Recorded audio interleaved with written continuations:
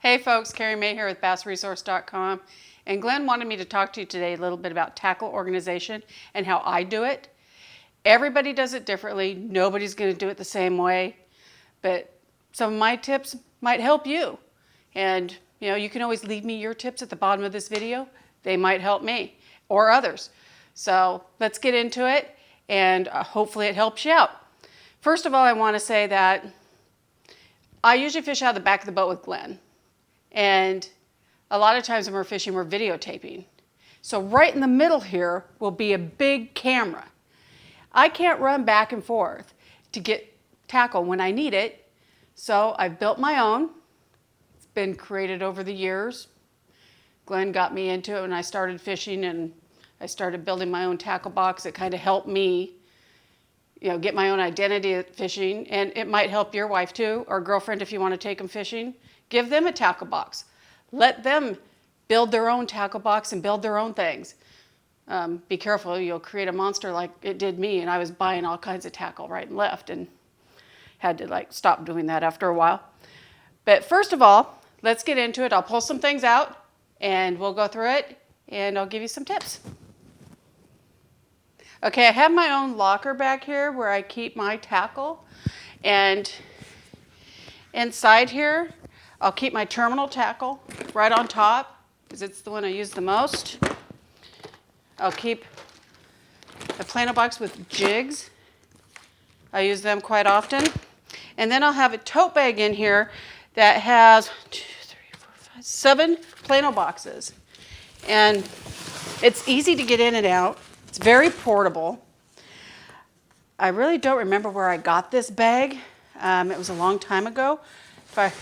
It was Bass Pro Shops. Actually, it says it right on front. I don't know if they still make them or not, but I'm sure you can get something very similar. So this is fall going into winter. So this is a great time of year, and this is usually what I'll do is I'll pull everything out, go through, replace things that I've used, replenish things. Maybe I didn't like something I was throwing, I might just take it out. But since I've already started now, I'm just going to continue on. But as far as organization goes, I'm going to start with terminal tackle. I usually take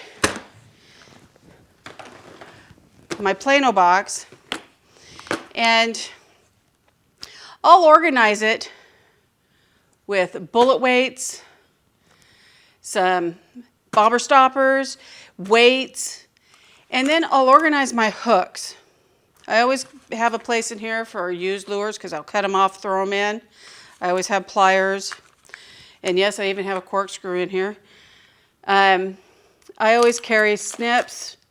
And I carry a pen and paper because a lot of times Glenn and I will pre-rig for tournaments.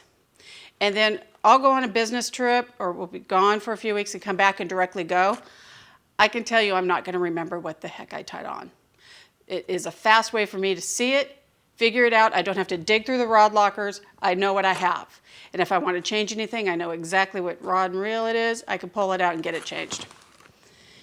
As far as hooks go, I like to organize them by type, but I'll also take and I'll cut off the big label. So that way I just see what type of hook it is and size.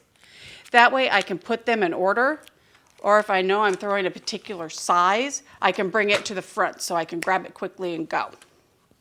Same thing for any weighted hooks, same thing for smaller hooks. I will cut off the little tag and just put it in there so it fits in this box. That way I don't have things all over the place.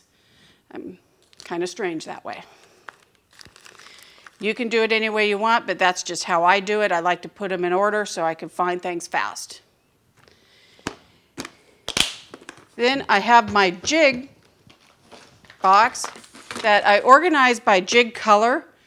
I don't have a lot of room to put a lot of jigs, but I love throwing them. So I put them in by color and by shape. So I have footballs, I have swim jigs, I'll have shaky heads are over here. I'll put in brush jigs. They're all by size and by type of head. All right, then I go on to grubs and stickworms. Again, it's easy, it's plastics. Don't mix your colors though, because they'll bleed onto each other. Every once in a while though, it comes out pretty. You never know. But again, you just organize them. I like to organize mine by either twin tail, single tail. If they're, hula grubs, I'll put them in. And it all depends on really what type of fishing you're doing. It's, my way is not always the right way. And you may not use any of these colors. You design it for yourself. Spinner baits, buzz baits, and chatter baits all go into one. And I organize them by color as well. And they're just laid in here, so they're easy to find. Usually throw white, but I also have other colors in here. Senkos and tubes is the same thing. Organized by color, size, and easy to find. And I label it. As you can see here, if you're looking at this, everything is labeled. And all the labels, if I change something around, I'll relabel it. My jerk baits and my crank baits, I organize mine by bill size and shape. I'm not so much worried about color, but as far as crankbaits go, it's bill size and shape. So if I know I want a deep diver, I know I got to look for a longer bill size, a bigger crankbait. If I want, square bill, I know where all my square bills are. I can get the color I want, but I want to make sure I keep those shapes together so that way I can find what I'm looking for really quick. But that works for me. Again, you do it however you want. Same with, all your poppers, sabills, and jerk baits. They're all together. Frogs and lizards, same thing. And then my claws and my jig trailers, anything I use for drop shots are all in another one. And, you organize how you want, but what I do is I like to keep things in my tackle box, since it's back here with me, that I'm going to use more often than not, and organize it to each trip as well. If I know I'm going jig fishing, I'm going to have the jigs I want right up front, ready to go. If I'm flipping, I'm going to have all my flipping gear up front, ready to go. Heavy hooks, everything's going to be where I need it so I can get to it fast. Or even if I'm pleasure fishing, I still don't want to spend a bunch of time rigging. I want to fish. So it's completely up to you how you do it. Let me know how you do yours below the video. And for more tips and tricks like this, visit BassResource.com. Hey, if you like this video, give us a thumbs up and leave a comment below. And if you want to watch more videos like this, click one of the images on your screen right now. Thanks for watching, and don't forget to subscribe.